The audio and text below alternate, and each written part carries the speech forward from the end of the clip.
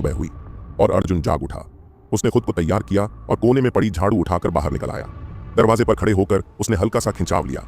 आसमान में हल्की सी धुंधली रोशनी देखकर उसने गहरी सांस ली और अपनी आंखें बंद कर ली। यह सुबह की शांति का क्षण था जिसे वह पूरी तरह से महसूस कर रहा था। फिर अपनी आंखें खोलकर उसने जमीन की सफाई शुरू कर दी। धूल और पत्तों को धीरे धीरे हटाने लगा।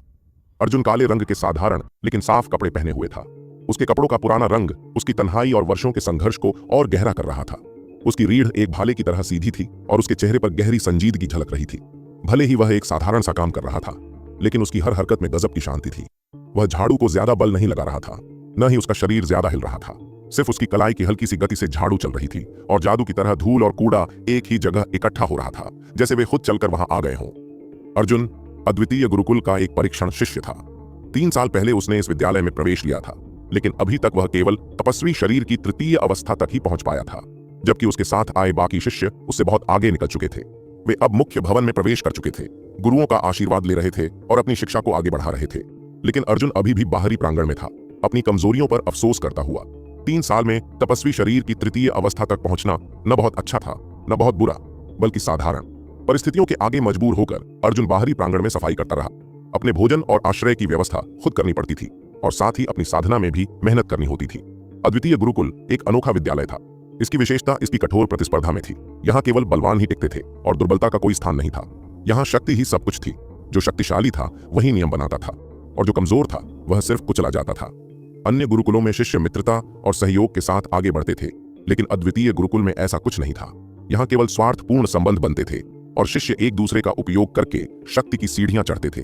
जो ऊपर पहुंचता वह नीचे वालों को कुचल कर ही वहां तक पहुंचता था। इस सख्त प्रणाली के कारण अद्वितीय गुरुकुल पूरे भरतखंड में प्रसिद्ध था। इसका क्षेत्रफल बहुत बड़ा नहीं था, लेकिन यहाँ के शिष्यों की कठोर साधना और क्रूर प्रतिस्पर्धा के कारण इनकी शक्ति अद्वितीय थी। जब ये शिष्य गुरुकुल से बाहर निकलते तो पूरे जनपद में कोई भी इन्हें चुनौती देने का साहस नहीं करता। गुरुकुल का एक नियम था, 14 वर्ष की आयु में प्रवेश लेने वाले शिष्यों को पहले 3 वर्षों तक केवल तपस्या पर ध्यान देना था। इन 3 वर्षों में उनके भोजन, वस्त्र और आवास की पूरी व्यवस्था बाहरी प्रांगण द्वारा की जाती थी।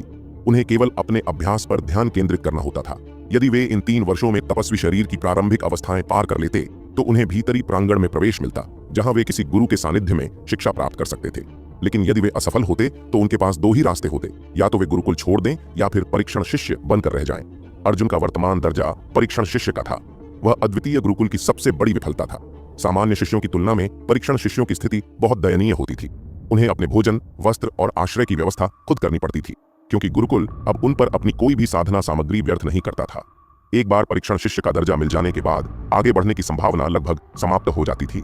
लेकिन अर्जुन को अपने ऊपर विश्वास था। वह जानता था कि वह एक दिन सच्चा शिष्य बनेगा और यह गुरुकुल उसे फिर से अपनाएगा।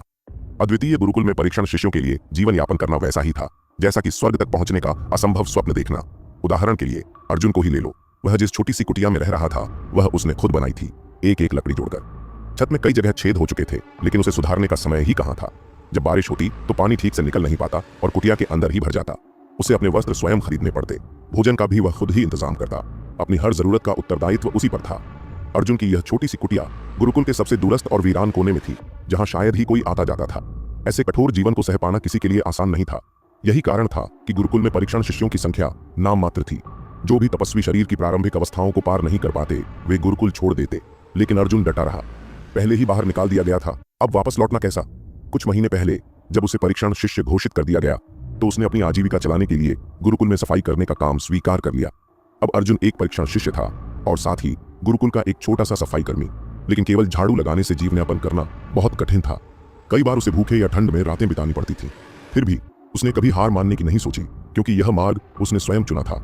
और जब एक बार कोई पुरुष संकल्प ले तो उसे अंत तक निभाना ही चाहिए। अर्जुन के भीतर एक दृढ़ संकल्प था। अगर एक बार किसी दीवार से टकरा गए तो पीछे मुड़कर देखने की जरूरत नहीं। जैसे जैसे सूरज की किरणें फैलने लगीं, अर्जुन अपने काम में लगा रहा। रास्तों की सफाई करता, धूल और कचरे को हटाता। भले ही झाड़ू लगाना कोई भारी परिश्रम का कार्य नहीं था, लेकिन बिना भोजन और जल के लगातार काम करने से अर्जुन पसीने से भीग चुका था। इसका कारण केवल परिश्रम नहीं था, बल्कि उसका कमजोर शरीर भी था। वह दिन में केवल एक बार भरपेट भोजन कर पाता था। 2 समय भूखा रहना उसकी दिनचर्या बन चुकी थी। ऐसे जीवन में उसका शरीर मजबूत कैसे होता। धीरे धीरे गुरुकुल के अन्य शिष्य उसके आसपास इकट्ठा होने लगे। ये वे शिष्य थे जो सुबह जल्दी उठते थे, लेकिन साधना के लिए नहीं, बल्कि अर्जुन को देखने के लिए। उनकी नजरें ऐसे चमक रही थीं जैसे वे किसी शिकार पर नजरें गड़ाए बैठे हों। भीड़ में खड़े शिष्यों के बीच एक तनावपूर्ण वातावरण बन चुका था। वे एक दूसरे को संदेह की दृष्टि से देख रहे थे, मानो एक दूसरे से आगे निकलने की होड़ में हो। कोई हल्की आवाज में फुसफुसाया, इतने सारे लोग, क्या यह कुछ ज्यादा नहीं है?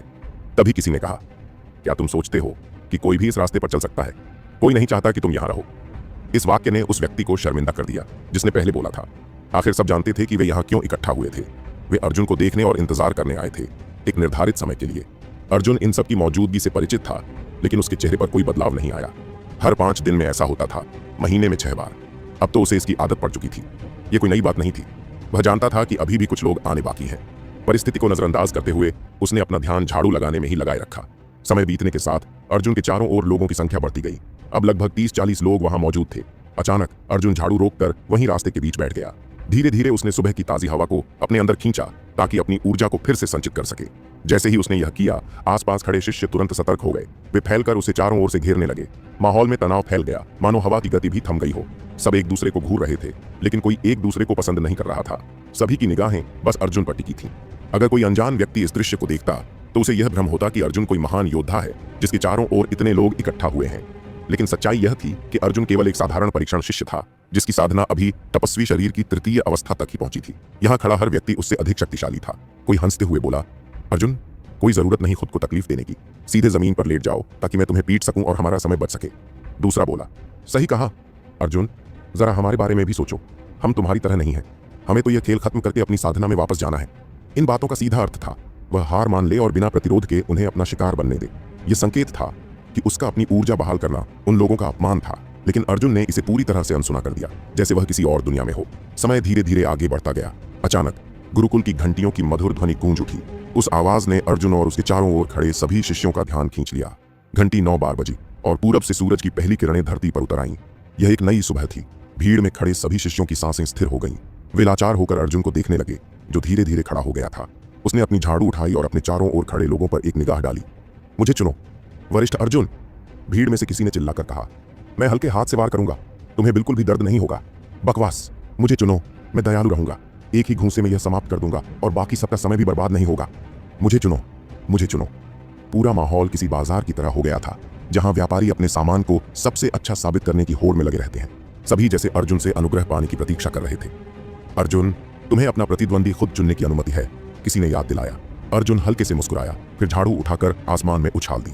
दर्जनों आंखें झाड़ू की ओर उठ गईं। सभी उम्मीदों से भरी हुई थीं। हर कोई मन ही मन प्रार्थना कर रहा था, मुझे चुनो, मुझे चुनो। समय जैसे धीमा पड़ गया। झाड़ू हवा में कई बार घूमी, फिर जोर से जमीन पर आ गिरी। पूरी भीड़ के सांसें थम गईं। झाड़ू का सिर एक हट्टे कट्टे युवक की ओर इशारा कर रहा था।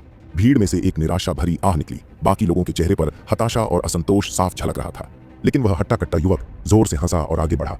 साथी शिष्यों, आज की जीत मेरी हुई, लेकिन उम्मीद करता हूं कि आप मुझसे नाराज नहीं होंगे। किस्मत वाला निकला, किसी ने जलन से कहा। क्यों नहीं मुझे चुना? मैं तो पूरे महीने से हर 5 दिन पर यहां आता हूं। कहना भी मत, मैं पूरे 3 महीने से आ रहा हूं और एक बार भी नहीं चुना गया। भाई, तुम तो मुझसे भी ज्यादा बदकिस्मत हो। अरे, इसे बदकिस्मती मत कहो, एक शानदार तमाशा देखने का मौका मिल रहा है। दोनों ने एक दूसरे की ओर देखा और मन ही मन मुस्कुराए। अब मैदान में सिर्फ अर्जुन और वह हट्टा कट्टा युवक रह गए थे। दोनों एक दूसरे को घूर रहे थे। अर्जुन ने शांत स्वर में कहा, परीक्षण शिष्य अर्जुन, तपस्वी शरीर की तृतीय अवस्था। उसका प्रतिद्वंदी जोर से बोला, साधारण शिष्य विशाल सिंह, तपस्वी शरीर की पंचम अवस्था। अद्वितीय गुरुकुल में शिष्यों की एक कठोर पदानुक्रम व्यवस्था थी। सबसे निचले स्तर पर साधारण शिष्य होते थे, फिर निम्न आधार शिष्य, उसके बाद प्रतिभाशाली शिष्य और फिर सबसे उच्च श्रेणी के मूल शिष्य होते थे। विशाल सिंह साधारण शिष्य था, जिसका अर्थ था कि वह अभी तक किसी गुरु का शिष्य नहीं बना था। जो शिष्य तपस्वी शरीर की ऊंची अवस्था में पहुंचकर किसी गुरु का शिष्य बन जाते, उनकी स्थिति साधारण निम्न आधार शिष्यों से भी ऊंची मानी जाती थी। प्रतिभाशाली शिष्य उन्हीं निम्न आधार शिष्यों में से चुने जाते थे जो असाधारण कौशल दिखाते थे। मूल शिष्य वे होते थे जिन्हें गुरुकुल की अगली पीढ़ी की आशा समझा जाता था और विशेष रूप से प्रशिक्षित किया जाता था। यह शक्ति आधारित पदानुक्रम अन्यायपूर्ण लग सकता था, लेकिन यह युवा शिष्यों में कठोर प्रतिस्पर्धा को बढ़ावा देता था। यही गुरुकुल की क्रूर प्रणाली की नींव थी और इसी कारण अर्जुन को बार बार दूसरों से लड़ना पड़ता था। गुरुकुल का एक और सख्त नियम था, चुनौती का नियम। तो क्या होगा अब आगे, जानने के लिए सुनते रहिए ये कहानी सिर्फ हमारे द हॉरर हंटर चैनल पर। अद्वितीय गुरुकुल में एक सख्त नियम था, हर 5 दिन में एक बार किसी भी शिष्य को चुनौती दी जा सकती थी।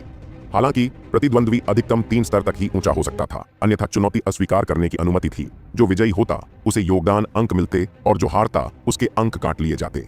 ये योगदान अंक, जिन्हें मुख्य द्वार योगदान अंक भी कहा जाता था, गुरुकुल में मुद्रा के समान माने जाते थे। यदि किसी के पास पर्याप्त योगदान अंक होते तो वह इन्हें मुख्य द्वार भंडार कक्ष से शस्त्र, युद्ध ग्रंथ, औषधियां या अन्य मूल्यवान वस्तुओं के बदले प्राप्त कर सकता था। इसके अलावा ये अंक सोने चांदी में भी बदले जा सकते थे, लेकिन आमतौर पर ये अंक अर्जित करना बहुत कठिन होता था, इसलिए अधिकांश शिष्य इन्हें धन में परिवर्तित करने से बचते थे। योगदान अंक अर्जित करने के कई तरीके थे, खजाने की खोज, विशेष कार्यों को पूरा करना आदि, लेकिन सबसे अधिक प्रचलित तरीका था अन्य शिष्यों को चुनौती देना। यही कारण था कि आज सुबह अर्जुन के चारों ओर इतनी भीड़ थी। लोग उसे ऐसे देख रहे थे जैसे कोई पका हुआ आम गिरने ही वाला हो। अर्जुन का नाम पूरे अद्वितीय गुरुकुल में प्रसिद्ध था, लेकिन वजह उसकी ताकत नहीं बल्कि उसकी कमजोरियों के कारण थी। एक परीक्षण शिष्य होने के बावजूद वह अब तक गुरुकुल में टिका हुआ था। हर चुनौती में वह हारता था, लेकिन फिर भी मैदान में उतरता था। आज वही दिन था। 5 दिन पहले की आखिरी चुनौती के बाद अब फिर से लोग उसे चुनौती दे सकते थे। कौन इस मौके को छोड़ता? मुफ्त के योगदान अंक। हालांकि अर्जुन अच्छी तरह जानता था कि यह शोर शराबा किस लिए था, लेकिन वह बिना किसी हिचकिचाहट के अपनी जगह पर खड़ा हुआ। फिर जोर से बोला, कृपया मार्गदर्शन दें। यह सुनते ही लोग मन ही मन हंस पड़े। अब फिर से इसकी पिटाई होने वाली है। अर्जुन हमेशा पहला हमला करता था। भले ही उसका शरीर दुबला पतला था, लेकिन उसके वार तेज और प्रभावशाली होते थे। वह बिजली की गति से विशाल सिंह की ओर बढ़ा और उसके सीने पर एक जोरदार मुक्का जड़ा। इसके बाद एक और वार, बाघ का घूंसा। अद्वितीय गुरुकुल में हर शिष्य को महाबली मुक्केबाजी सिखाई जाती थी। यह एक बुनियादी युद्ध कला थी जिससे शरीर को मजबूत किया जाता था। लेकिन विशाल सिंह घबराया नहीं। वह अर्जुन से 2 स्तर ऊंचा था। इस युद्ध का परिणाम पहले से ही तय था। विशाल सिंह ने अर्जुन के मुक्के को पहले ही देख लिया और आसानी से एक कदम पीछे हटकर उसे चकमा दे दिया। अर्जुन का घूंसा उसके वस्त्रों को छू कर निकल गया, लेकिन विशाल सिंह को कोई क्षति नहीं हुई। अर्जुन ने दूसरा प्रहार किया, लेकिन इस बार विशाल सिंह ने पलटकर वार किया और अर्जुन के नाभि केंद्र पर एक करारा प्रहार कर दिया। दर्द सहते हुए अर्जुन तुरंत पीछे हट गया और किसी तरह विशाल सिंह के अगले प्रहार से बच गया। विशाल सिंह थोड़ा चौंक गया। उसे उम्मीद